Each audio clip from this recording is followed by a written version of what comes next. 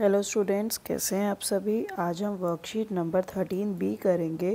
Class 5th की worksheet है EVS की फॉर द डेट 19 अप्रैल 2021। तो बच्चों, आपकी जो टेक्स्ट बुक है यानी कि जो आपकी EVS बुक है उसका नाम है लुकिंग अराउंड, आप सभी को पता है। उसका चैप्टर जो है फ्रॉम टेस्टिंग टू डाइजेस्टिंग, इस चैप्टर से रिलेटेड आज की आपकी वर्कशीट है। तो बच्चों, चैनल को अभी तक सब्सक्राइब नहीं किया तो सब्सक्राइब कर दीजिए, वीडियो को एंड तक देखें, अच्छी लगे तो लाइक करें एंड कमेंट्स में मुझे ज़रूर बताएं कि आज आपने नया क्या सीखा है। ठीक है, तो चलिए हम स्टार्ट करते हैं वर्कशीट 13A। जो वर्कशीट है वो आपको नेक्स्ट वीडियो में मिलेगी। तो let's start with the worksheet now. Class 5th की है वर्कशीट। इधर आप अपना नाम लिखेंगे, इधर अपने टीचर का नाम। बच्चों, हम इसको थोड़ा सा मैं आपको इंग्लिश में भी बताऊंगी, तो प्लीज़ आप लोग सब बच्चे ध्यान से देखेंगे और सुनेंगे।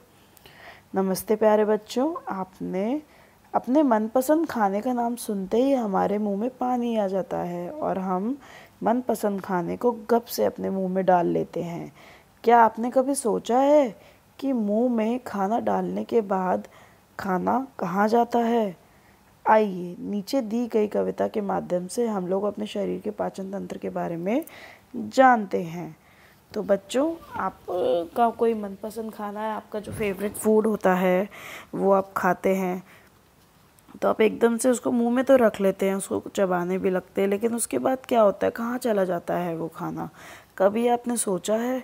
तो जो आज की जो आपकी वर्कशीट है वो इसी के लिए यही आपको बताएगी। जैसे कि आपने देखा, चैप्टर का नाम क्या है?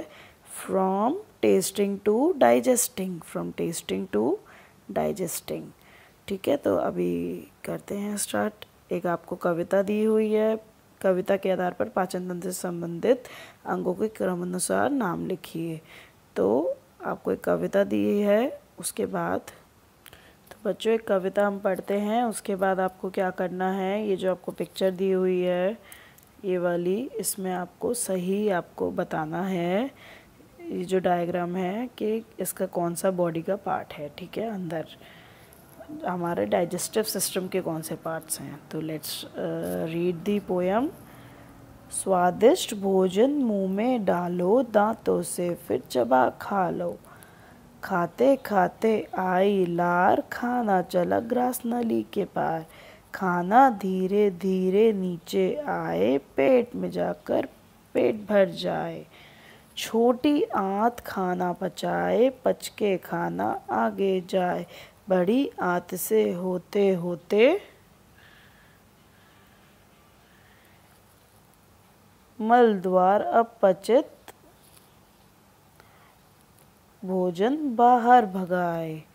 मल द्वार अपचित भोजन बाहर भगाए। तो बच्चों, अब आपको बताना है कि किस प्रकार से खाना हमारी बॉडी में मुंह से लेकर मल द्वार तक ट्रैवल करता है। ओके, तो आपको बताना है सबसे पहला पार्ट कौन सा है।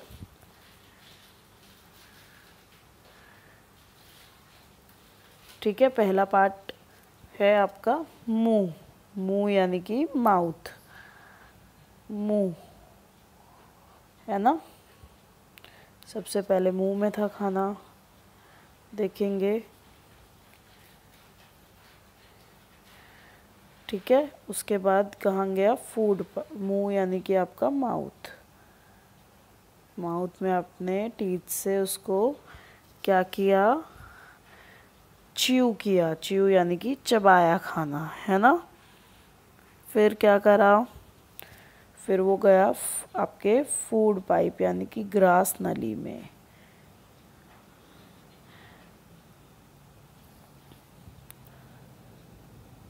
ग्रास नली, इसको हम कहते हैं फूड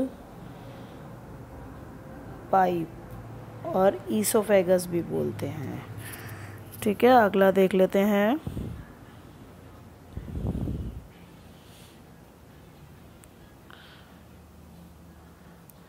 फिर कहाँ गया? खाना धीरे धीरे नीचे आए, पेट में जाकर पेट भर जाए। तो ये है आपका, ये जो है ये आपका पेट। पेट यानी कि stomach. Stomach, STOMACH, stomach. Then उसके बाद कहाँ जाता है खाना? छोटी आंत यानी कि आपकी स्मॉल इंटेस्टाइन, इसको आप लिखेंगे, ये रहा, ये जो है बीच में ये है आपकी छोटी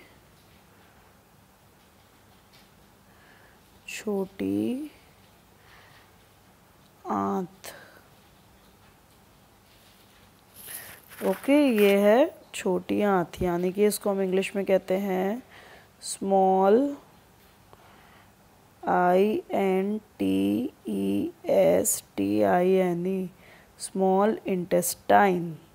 स्मॉल इंटेस्टाइन के बाद है आपकी खाना पच के आगे जाए, देखेंगे बड़ी आंत से होते होते, ये वाली है आपकी, ये जो 6 पे आपको दिया हुआ है, ये है आपकी क्या, बड़ी आंत। ये जो येलो कलर का दिया हुआ है ना एक पाइप जैसा, ये है आपकी बड़ी आंत। बड़ी आंत क्या होती है, लार्ज इंटेस्टाइन, क्या बोलते हैं, large intestine. Okay, then last है आपका मलद्वार, अपचित भोजन बाहर निकाले, ये होता है मलद्वार। मलद्वार होता है आपका एनस, मलद्वार, इसको इंग्लिश में कहते हैं एनस। ओके, नेक्स्ट क्वेश्चन देखते हैं बच्चों।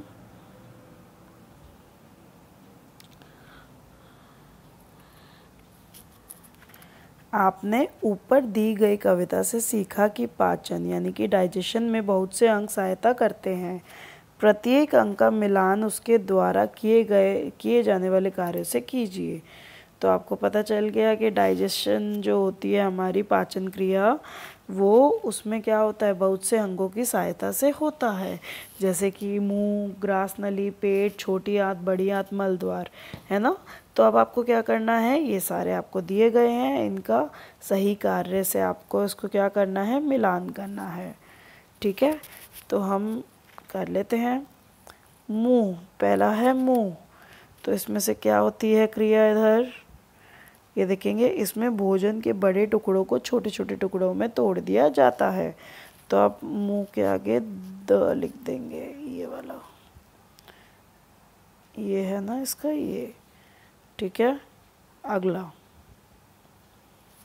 मुंह से आप इसको जॉइन कर देंगे। फिर अगला है ग्रास नली। ग्रास नली में क्या होता है, इसके द्वारा भोजन पेट में जाता है ना, फूड पाइप के द्वारा। नेक्स्ट, पेट, थर्ड है आपका पेट। इसमें होगा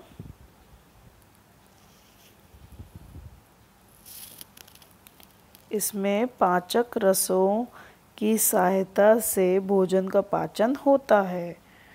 अगला बच्चों देख लेंगे, हमारा ई हो चुका है, ये वाला हो चुका है, पेट में जाता है वाला।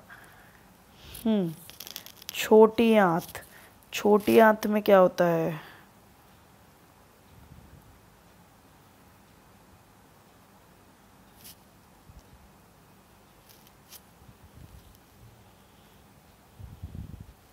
देख लेंगे ऊपर।